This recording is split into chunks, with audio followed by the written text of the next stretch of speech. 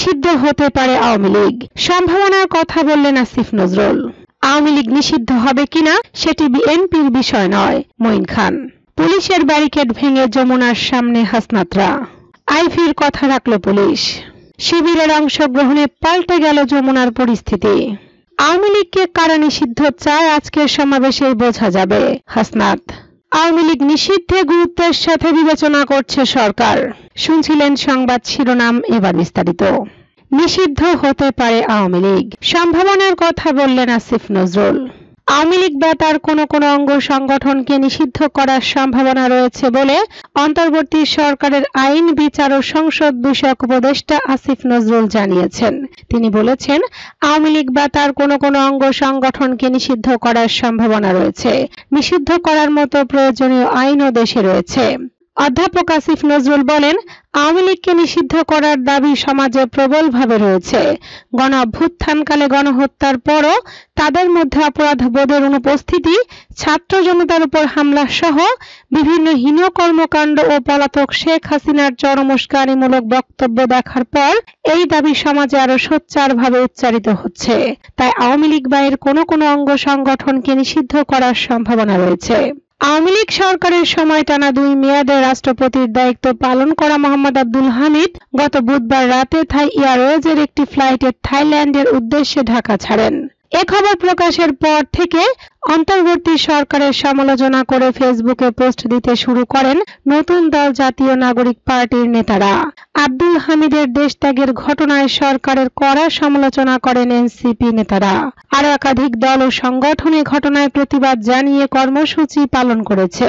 এমন পরিস্থিতিতে এক ফেসবুক পোস্টে তথ্য উপদেষ্টা মাহফুজ আলম বলেন, দল হিসেবে আওয়ামী লীগের বিচারের প্রভিশন যুক্ত করা হবে।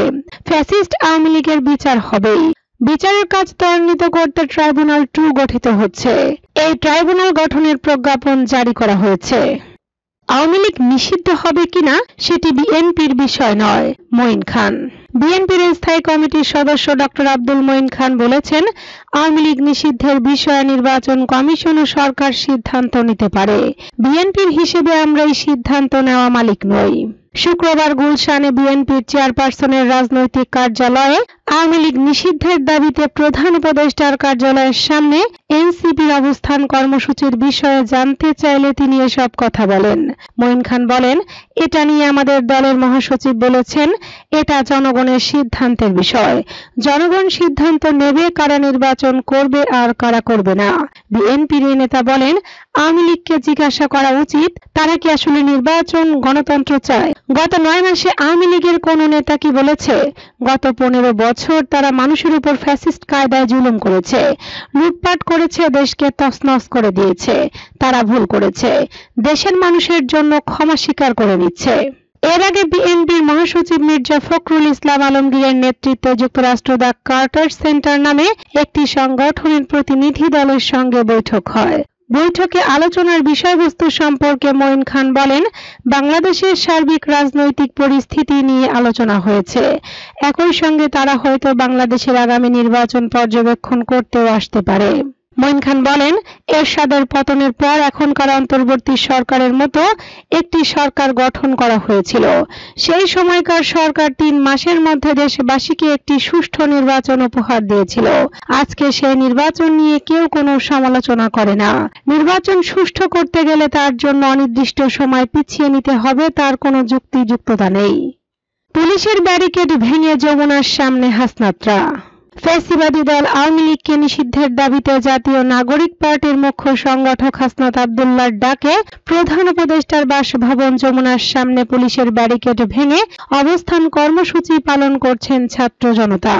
এর আগে বৃহস্পতিবার রাতে এক ফেসবুক পোস্টে তিনি উপদেষ্টার বাসভবন যমুনার সামনে অবস্থান কর্মসূচি শুরু করার ঘোষণা দেন। ওই পোস্টে হাসনাত বলেন, গণহত্যাকারী আওয়ামী লীগের বিচার নিশ্চিত ও রাজনৈতিক কার্যক্রম নিষিদ্ধের সুস্পষ্ট রোডম্যাপ না পাওয়া পর্যন্ত প্রধান উপদেষ্টার বাসভবন যমুনার সামনে অবস্থান কর্মসূচি চলবে। হাসনাত আরো বলেন, যার এজেন্ডায় গণহত্যাকারী আওয়ামী লীগ নিষিদ্ধের সুস্পষ্ট বয়ান নাই, তার সাথে আমরা নাই। আইভীর কথা রাখল পুলিশ। নারায়ণগঞ্জ সিটি কর্পোরেশনের সাবেক মেয়র ডক্টর সেলিনা হায়াত আইভীকে আটক করতে রাতে তার বাসভবনে অভিযানে যায় পুলিশ। আইভীর বাড়িতে অভিযানের খবরে সড়কে নেমে দেওভোগ এলাকা অবরুদ্ধ করে ফেলেন তার কর্মী সমর্থকরা। বাড়ির প্রবেশ পথের দুই রাস্তায় বাস, ঠেলাগাড়ি, ভ্যান গাড়ি ফেলে অবরুদ্ধ করে রাখে স্থানীয়রা। আশপাশের এলাকার মসজিদের মাইকে ঘোষণা দিয়ে স্থানীয়দের রাস্তায় নেমে আসার আহ্বান জানানো হয়। বৃহস্পতিবার দিবাগত রাত 12টার দিকে নারায়ণগঞ্জ শহরের দেওভোগ এলাকায় এ ঘটনা ঘটে। অভিযানের বিষয়টি নিশ্চিত করেছেন নারায়ণগঞ্জের পুলিশ সুপার প্রত্যুষ কুমার মজুমদার। সে সময় আইভী রহমান বাড়ির ভেতরেই অবস্থান করছিলেন। তখনকার এক ভিডিওতে আইভীকে বলতে শোনা যায়, দিনের বেলা ছাড়া আমি যাব না, নিতে হলে দিনেই নিতে হবে। আইভীর সেই কথা রাখল পুলিশ। রাতভর কর্মী সমর্থক ও জনতার প্রতিরোধের পর ভোরের আলো ফুটতে গ্রেপ্তার করা হয়েছে আইভী রহমানকে। তার বিরুদ্ধে বিভিন্ন থানায় বৈষম্য বিরোধী ছাত্র আন্দোলনের ঘটনায় একাধিক হত্যা ও হত্যা চেষ্টা মামলা রয়েছে, যার প্রেক্ষিতে তাকে গ্রেপ্তারে তার বাসায় অভিযান চালায় পুলিশ। গ্রেফতারের সময় সেলিনা হায়াত আইভী বলেন, পুলিশ গ্রেফতারি পরোয়ানা না দেখিয়ে ধরে নিয়ে যাচ্ছে। আমি নারায়ণগঞ্জে 21 বছরের সেবায় কোনো দল কিংবা ব্যক্তিকে আঘাত করার মতো কিছু কখনো করিনি। যখনই নারায়ণগঞ্জে কোনো হত্যাকাণ্ড ঘটেছে তখনই আমি প্রতিবাদ করেছি, নারায়ণগঞ্জের সন্ত্রাসের বিরুদ্ধে কথা বলেছি, অথচ আমাকে অপরাধী হিসেবে গ্রেফতার করা হলো। এ সময় তিনি বিগত সময়ের মতো নারায়ণগঞ্জবাসীকে পাশে থাকার আহ্বান জানান। পুলিশে জানায়, বৈষম্য বিরোধী আন্দোলনের সময় নারায়ণগঞ্জে হত্যার চেষ্টা সহ 5টি মামলায় আসামি করা হয়েছে নারায়ণগঞ্জ মহানগর আওয়ামী সিনিয়র সভাপতি ও সাবেক মেয়র সেলিনা হায়াত আইভীকে। শিবিরের অংশগ্রহণে পাল্টে গেল যমুনার পরিস্থিতি। শিবিরের অংশগ্রহণে পাল্টে গেল যমুনার পরিস্থিতি। মধ্যরাতে দলে দলে শিবিরের কর্মীরা অবস্থান নিলে অবস্থান কর্মসূচিতে উত্তাল তরঙ্গের সৃষ্টি হয়। আওয়ামী লীগ নিষিদ্ধের দাবিতে প্রধান উপদেষ্টার বাসভবনের সামনে এনসিপির নেতা কর্মীদের অবস্থান নেওয়ার পর বৃহস্পতিবার গভীর রাতে তাদের সঙ্গে যোগ দেন ইসলামী ছাত্র শিবিরের নেতা কর্মীরাও। ঘোষণা দিয়ে আওয়ামী লীগ নিষিদ্ধের দাবিতে প্রধান উপদেষ্টার বাসভবন যমুনার সামনে অবস্থান নিয়েছে ইসলামী ছাত্র শিবির। জুলাই গণ অভ্যুত্থানে অংশ নেওয়া ছাত্র জনতার সাথে তারা সংহতি প্রকাশ করে অবস্থান নিয়েছে। শুক্রবার দিবাগত রাত 4টার দিকে ছাত্র শিবিরের কেন্দ্রীয় দপ্তর সম্পাদক সিকদাতুল্লাহ যমুনার সামনে এসে ছাত্র জনতার সাথে সংহতি জানিয়েছেন।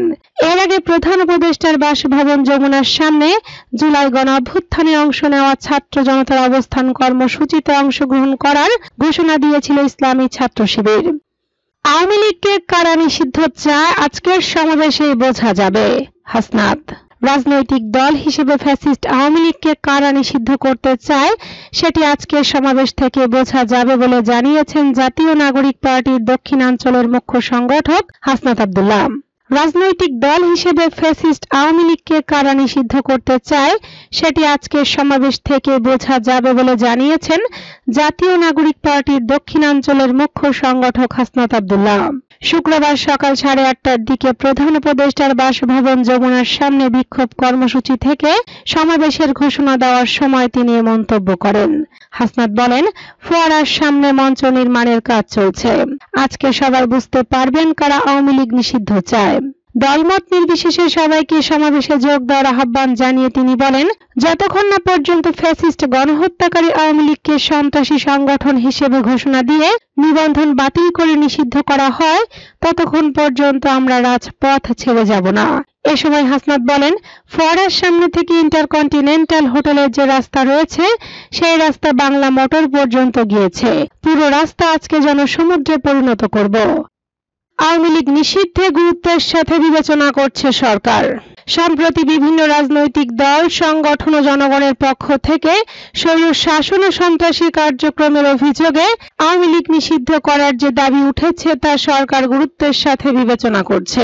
এ ব্যাপারে সরকার রাজনৈতিক দলগুলোর মধ্যে ইতিমধ্যে যোগাযোগ স্থাপন করেছে। তাদের সাথে আলোচনা করে দ্রুত সিদ্ধান্ত গ্রহণ করবে। এক্ষেত্রে আওয়ামী লীগের নেতা সমর্থকদের সন্ত্রাসী কার্যক্রমের বিষয়ে জাতিসংঘের প্রতিবেদন সরকার বিবেচনায় রাখছে। সে পর্যন্ত সকলকে ধৈর্য ধারণ করার আহ্বান জানাচ্ছে।